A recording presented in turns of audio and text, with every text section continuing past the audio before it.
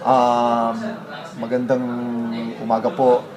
Pastor, pwede po bang i-state ho sa harapan namin ngayon kung ano po ang pangalan nyo at saan po kayo nakatira? Anything about you, sir? Opo, magandang umaga rin po. Ako po si Pastor John Mar. Dito po ako nagpapastor sa may Parkway. And dyan po sa may 37th Street, Madeline Street, Parkway Villas, Quezon City. 24 years old na po ako.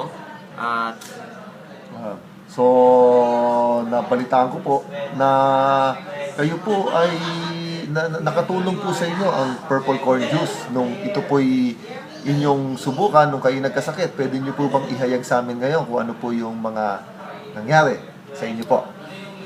bali ganito po yun. Nagkaroon po kasi ako ng dengue. Yan pong dengue po na yan, na-diagnose po Friday po ng gabi. At pagkatapos po ay ako po ay na-confine. Kinabukasan po, Saturday, ako po ay dinalo po ni Kuya Choi at saka ni Ate Linda. And then, inintroduce po yung purple corn juice. At sa kagandahan po ng pagkakataon at sa tulong po ng Panginoon, ginamit niya po ang purple corn juice para po ang aking pong platelet ay tumaas. So, nangangahulugan po, nakatulong po ang purple corn juice. Opo, base po sa obserbasyon ko po, yung mga kasamahan ko po doon sa ospital, yung kanila pong platelet, babagsak, tataas, babagsak. Pero yung case ko po, pagkatapos ko pong uminom ng purple corn juice, ay pataas po lahat. Wala po talagang pababa. Kaya isa po sa mga nakatulong po ang purple corn juice na kung saan po ay talagang napadali po yung aking paggaling.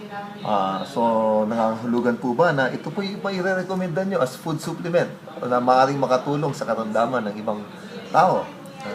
Opo, base po sa akin pong sinabi, ito po ay nakatulong sa akin. Ito po ay maganda po para po sa pangatao po na kailangan po ng kanila pong sa kanila pong kalusugan. Magandang araw po sa inyong lahat. Ako po si Linda M. Garland. Ako po isang registered medtech, nurse at isang teacher.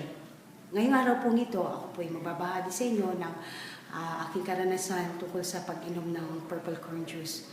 Noong nakaraang taon po, early last year, ako po ay na-diagnose ng isang karamdaman na tinatawag na thalassemia. Ito po isang uri ng anemia na kung saan ang aking mga blood cells po ay may short-lived lifespan po sila.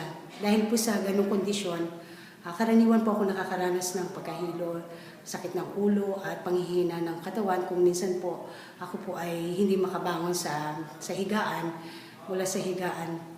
Pero po nung magmula nung ako ay nag-take ng purple corn juice nung bandang August po last year, nag-umpisa pong naranasan ko ang pag-unlad ng aking pangangatawan.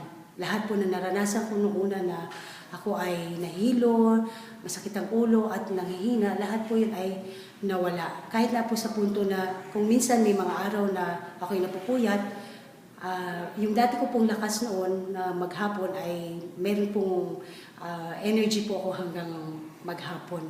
Kaya ako po ay nagpapasalamat na ito pong aking pag-inom ng purple corn ay malaking tulong sa aking pangangatawan. At lahat po ng aking naranasan ay pinatunayan po ng laboratory blood test po. Noong una po ang aking white blood cell ay wala sa normal, pero ngayon po ay nasa normal na siya. Ang aking hemoglobin, hematocrit at platelet po ay tumaas na rin po siya. Kaya talagang ako po ay nagpapasalamat sa Panginoon na ginamit niya ang Purple Networks na ma-introduce ang produkto na ito na tunay na nakatulong sa aking kalusugan na naging umunlad ang aking pangangatawan. Kaya hanggang ngayon po, ako po ay umiinom nito, pinagpapatuloy ko pong inumin siya araw-araw at minumungkahi ko po kayo na kayo po rin sana isubukan itong produkto na to sapagkat alam ko po na malaki po ang maitutulong nito sa inyong kalusugan lalo na po doon sa may nakakaranas ng mga karamdaman sapagkat ito pong produkto na to ay all organic po siya at makakatulong po siya sa mga kung kayo man po ay may mga iniinom na maintenance na gamot, meron po siyang synergistic effect po na mas lalo po niya ma-enhance ang pagiging epektibo ng inyong mga gamot. At iniimbitahan ko po kayo subukan ito sapagkat maliban sa ito po ay napakasarap, napakalaki po ng matutulong sa pag-unlad ng inyong kalusugan. Maraming salamat.